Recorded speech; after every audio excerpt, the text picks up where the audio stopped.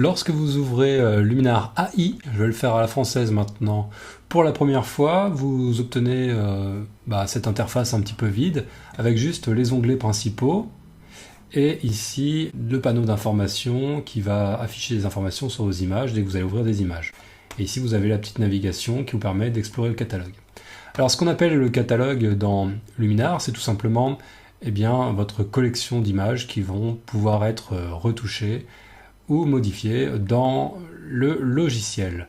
Il faut donc commencer par importer des images dans le catalogue pour pouvoir commencer à travailler. Pour ça, vous allez cliquer sur l'onglet catalogue. Vous voyez qu'à côté, vous avez 3 autres onglets qui vont permettre de faire des choses par la suite sur vos images. Et vous allez ici, sur le petit plus, pouvoir soit retoucher une image unique, soit ajouter un dossier avec des images. C'est ce qu'on va faire pour notre petite formation. Là, sur mon bureau, j'ai mes images Luminar AI. Et donc, ça contient toutes les images que je vais vous fournir pour cette formation. Alors, vous voyez qu'il y a certaines photos qui sont en double. Ça, c'est des photos avant-après. Vous pouvez éventuellement les supprimer en faisant un clic droit ici, déplacer vers la corbeille.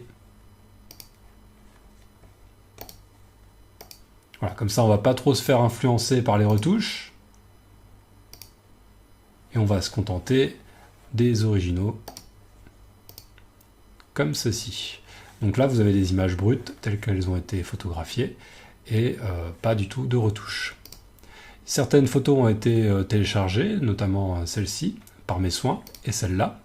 Les autres ont été fournies directement par Skylum Software, donc ce sont des exemples fournis directement par les concepteurs du logiciel, ce qui permet d'avoir quelque chose d'assez propre sans avoir à rechercher moi-même les images. Quand vous cliquez sur une image, vous voyez que vous avez en bas toutes les petites infos classiques, on va dire, comme la résolution, la sensibilité, le type d'objectif utilisé, les réglages de correction de l'exposition, etc., etc. Donc ça, c'est pour les photographes ou les curieux. Vous avez aussi le nom du fichier avec le format. CR2, ça veut dire que c'est un fichier Canon RAW. Donc le RAW, je vous rappelle que c'est une image qui contient davantage d'informations visuelles par rapport à un JPEG.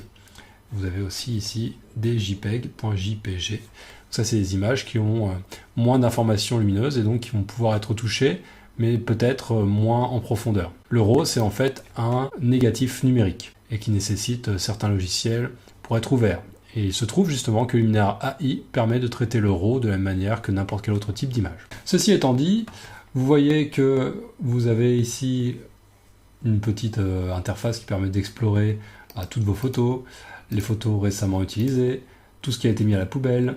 Donc on peut récupérer si on a supprimé quelque chose malencontreusement.